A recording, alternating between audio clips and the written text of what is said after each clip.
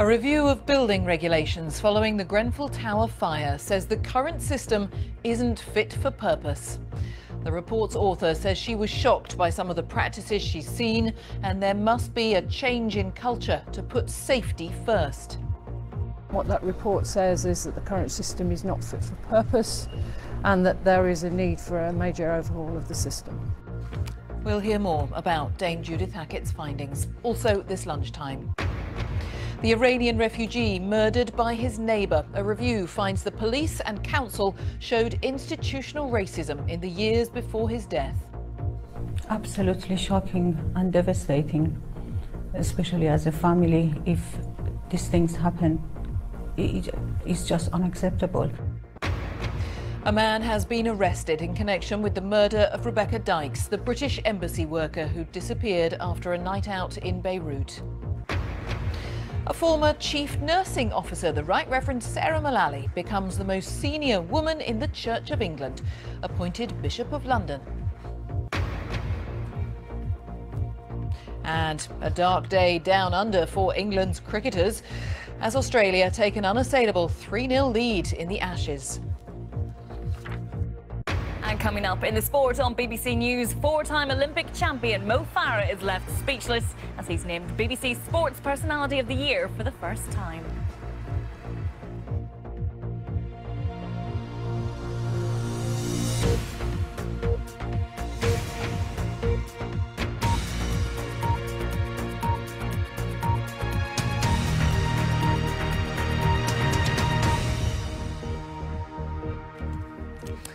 Hello, good afternoon. Welcome to the BBC News at 1.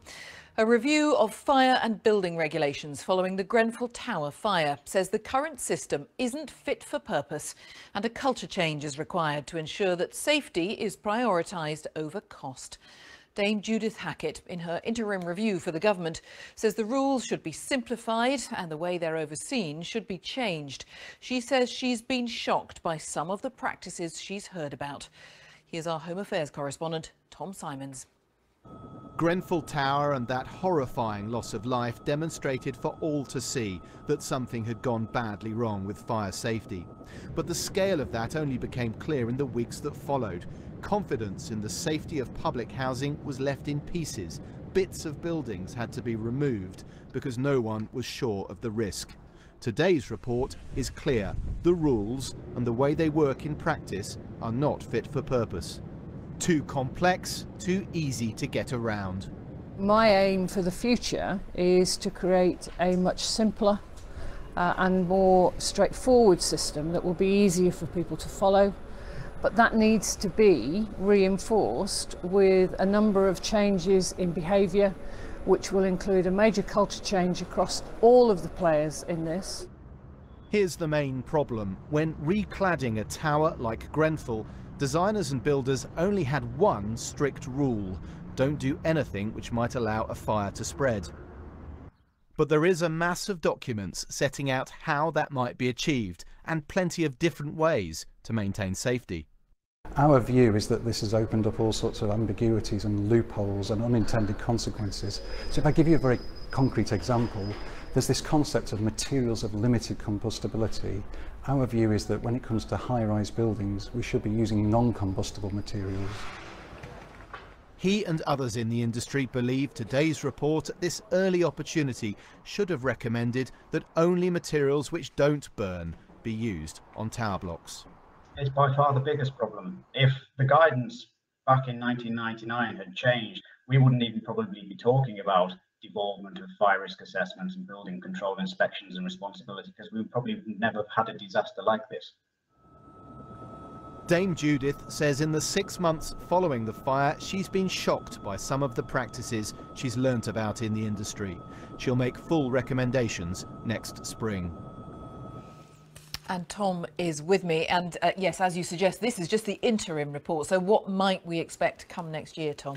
Well, I think we're going to see a much clearer set of rules, because as I said in that report, there is only really one rule which the building regulations set out in these circumstances, which simply says you shouldn't allow anything that might result in a fire, which is clearly not very helpful. And Dame Judith says in her report that the rules are so complicated, or the guidance is so complicated, she actually had to spend quite a lot of time mapping out how they work in practice. So you can imagine how the industry might regard that.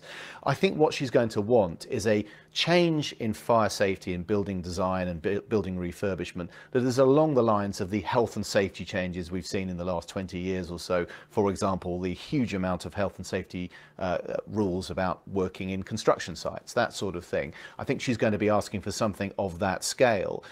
And the industry says that is badly needed, because even the government and the industry have had a bit of a disagreement about what the rules are, this issue about whether limited combustibility cladding can be used. The government says the rules say it can't. The industry says, well, for years you've been saying if we do certain things, it can. So all of that has to be sorted out. And as we heard there, her report is due in the spring.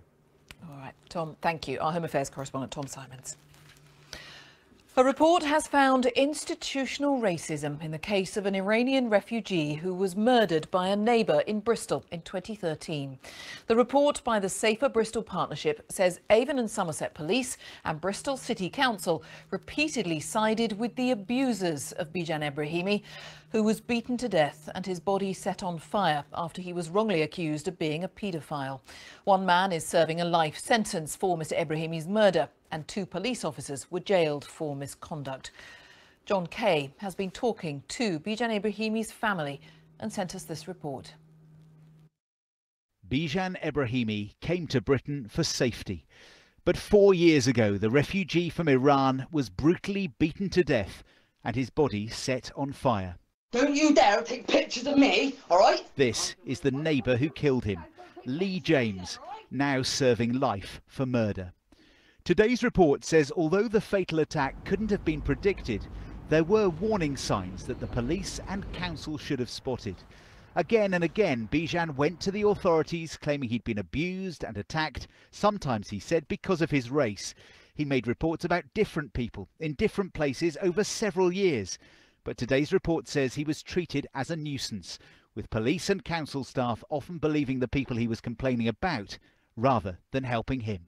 Absolutely shocking and disgusting. Now his sisters have been told there was a collective failure by Avon and Somerset Police and Bristol City Council, which amounted to institutional racism and discrimination.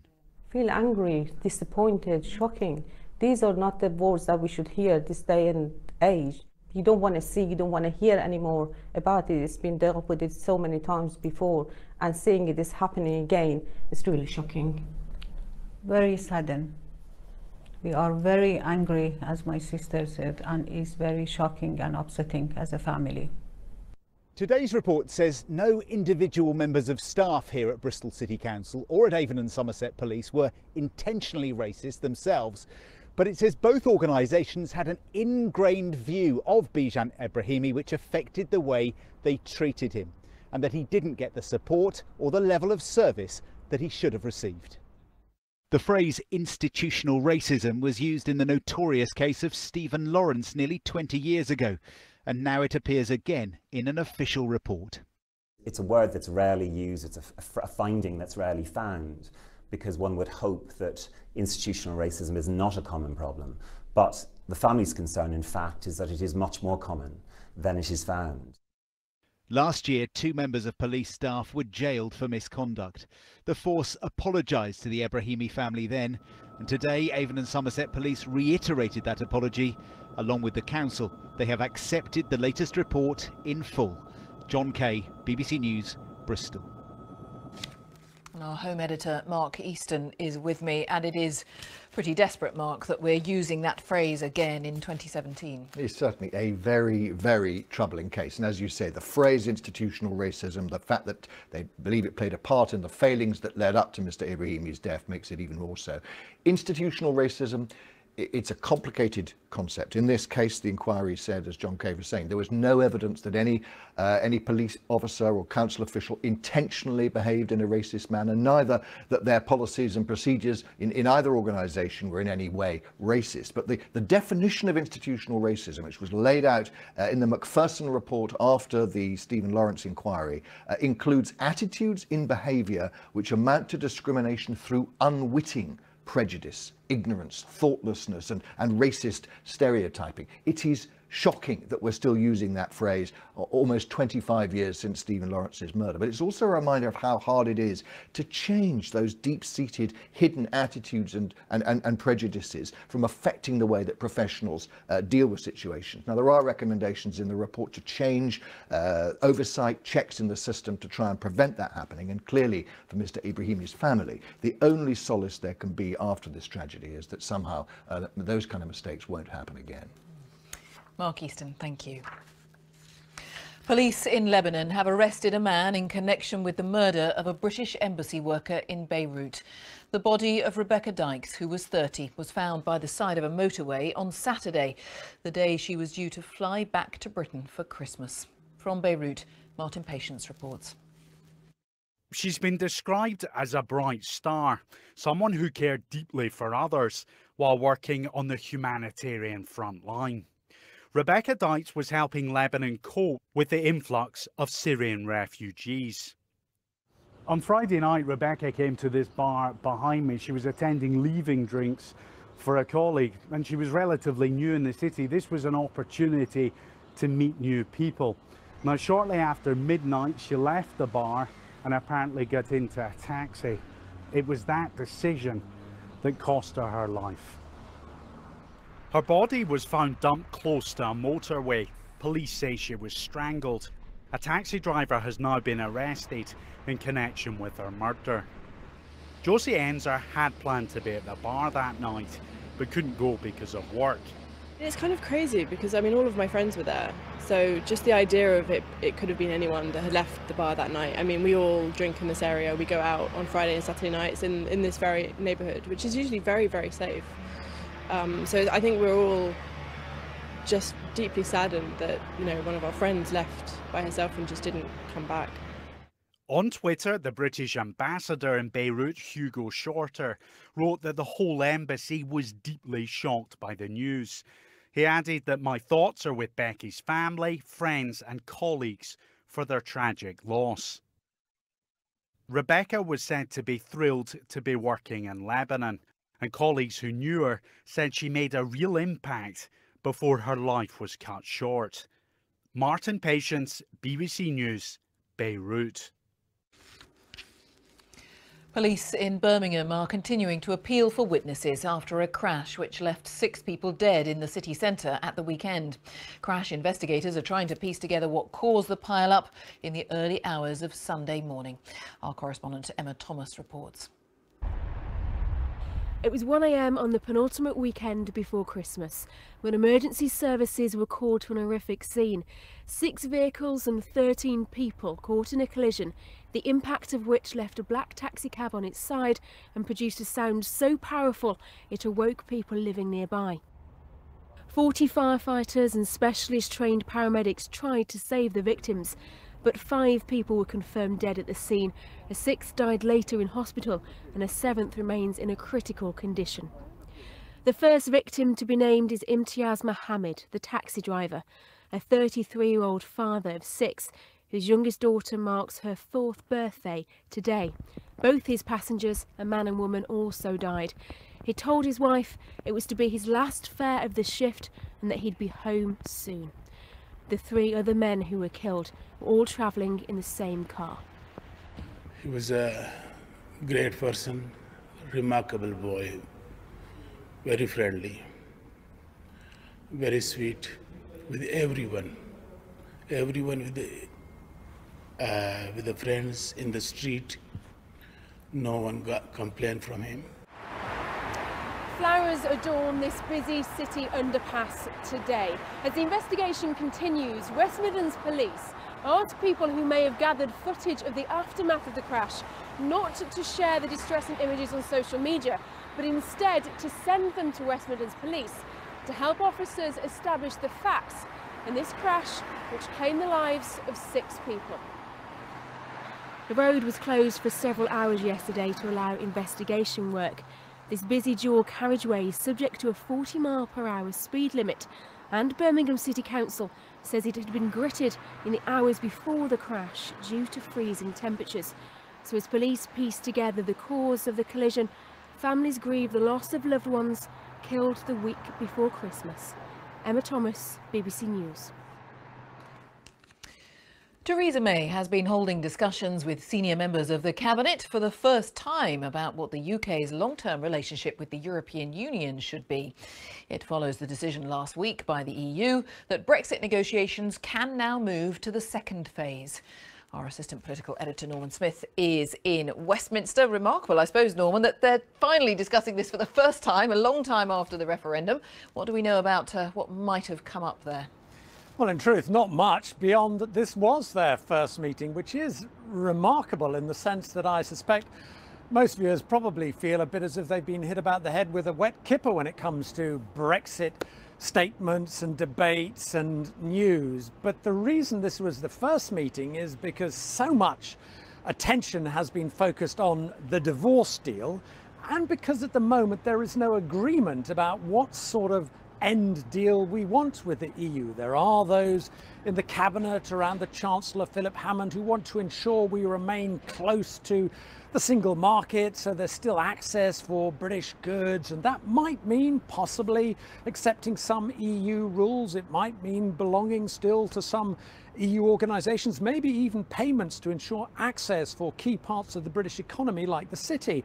And then there are those around figures like the Foreign Secretary, Boris Johnson, who think we've got to move away from EU rules so we're free to strike our own trade deals, which they believe is the real benefit from Brexit. And between those two, Mrs May is trying to negotiate a sort of middle road which would give us access without being bound by rules. But overnight, the EU's chief negotiator has said, no, you can't have that sort of arrangement. So if a divorce deal was hard, the trade deal looks like it could be even harder. Norman, thank you. Norman Smith. It is 16 minutes past 1, our top story this lunchtime. A review of building regulations following the Grenfell Tower fire says the current system isn't fit for purpose and a culture change is needed to ensure safety is prioritised over cost. Coming up on the programme, how pressure to achieve the perfect body is causing thousands of people to put their long-term health at risk. Coming up in sport, Australia crush England to regain the Ashes with an innings and 41-run win in the third test in Perth.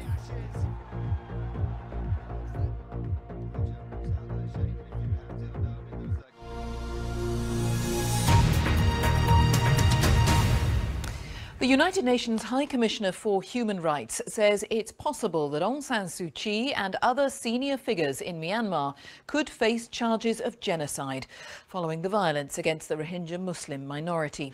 Zaid Rallah Hussain has told the BBC that the level of planning involved suggested the repression was sanctioned at the highest level.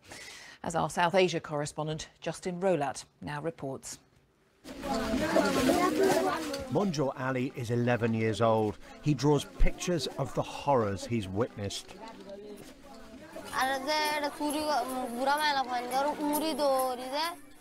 Older women were stamped on, and then the military grabbed them by the hair and slaughtered them.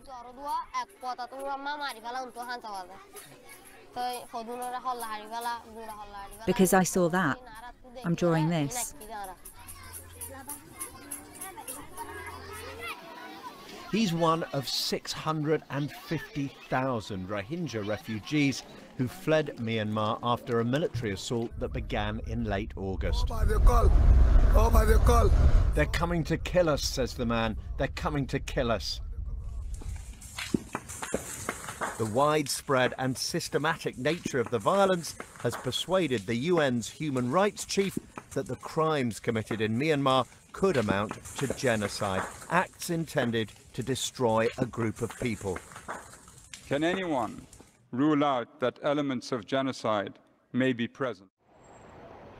He wants a criminal investigation to identify the perpetrators, and in an exclusive interview with the BBC, he doesn't rule out the possibility that Aung San Suu Kyi or military leaders could end up in the dock. Given the scale of the military operation, clearly these would have to be decisions taken at a high enough level. And then there's the crime of omission, that if it came to your knowledge that this was being committed and you did nothing to stop it, then you could be culpable as well for that. He says only a court can judge that, but he is determined that justice should be done. In the meantime, though, Monjour Ali and hundreds of thousands like him remain in limbo. We asked Aung San Suu Kyi for a response, but she hasn't replied. Justin Rolat, BBC News. And just to tell you, you can see Justin Rolat's full report for Panorama. That's Myanmar, The Hidden Truth. It's on BBC One this evening at 7:30, except for viewers in Scotland. But it will, of course, be available after that for everyone, wherever you are, on the BBC iPlayer. Votes are being counted in the election of a new leader of South Africa's governing party, the ANC. Activists say the bitterly fought contest remains too close to call, with delegates casting a secret ballot to choose either the Deputy President, Cyril Ramaphosa, or Nkosazana Dlamini-Zuma, who's a former cabinet minister and the ex-wife of President Jacob Zuma. Our South Africa correspondent Milton Nkosi is in Johannesburg. Is there a result yet, Milton? Not yet, Jane. We're all waiting with bated breath.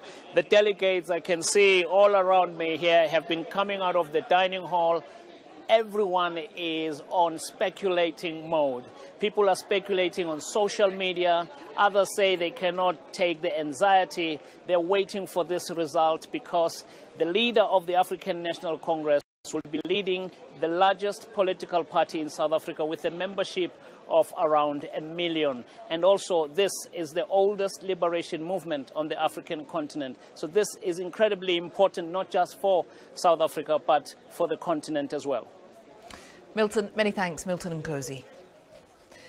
A former chief nursing officer, the Right Reverend Sarah Mullally, has become the most senior woman in the Church of England after being nominated as Bishop of London. Bishop Sarah was made a dame in 2005 for services to nursing. She will replace Lord Charters, who retired earlier this year. Our religious affairs correspondent Martin Bashir reports. I'm very glad to be able officially, as a press launch, to announce our 133rd Bishop of London, the Right Reverend Sarah Mullally, DBE, currently Bishop of Crediton in the Diocese of London. Please welcome her. 25 years after General Synod voted to ordain women as priests, the appointment of the Right Reverend Sarah Mullally as the 133rd Bishop of London marks an historic move toward gender equality and means that a woman now holds one of the 3 most senior positions in the Church of England. Yes, it was a surprise, but actually I'm really delighted. I've lived and worked in London for 32 years, so there is a sense of returning to London. I am the bishop I am because I'm both a nurse, I was the government's chief nursing officer, and a parish priest, and there is a sense in which I bring all of those to this role. The Diocese of London is one of the few areas in which Anglican congregations are growing, but it boasts the formidable presence of conservatives, both from the Anglo-Catholic and evangelical traditions, who disapprove of women priests. So while the Archbishop of Canterbury described the appointment as wonderful, other church leaders were relieved that the new Bishop of London does not support any change to the practice that marriage and church should be between a man and a woman. I think it would be very regrettable if the church ever moved into that position, because I think it would undermine its traditional teaching on marriage, and I was delighted that Bishop Sarah said she stood by the traditional teaching of the church. Bishops of London are traditionally made Dean of the Chapels Royal, churches like St George's Chapel in Windsor and Westminster Abbey, which are overseen by the monarch and not a bishop.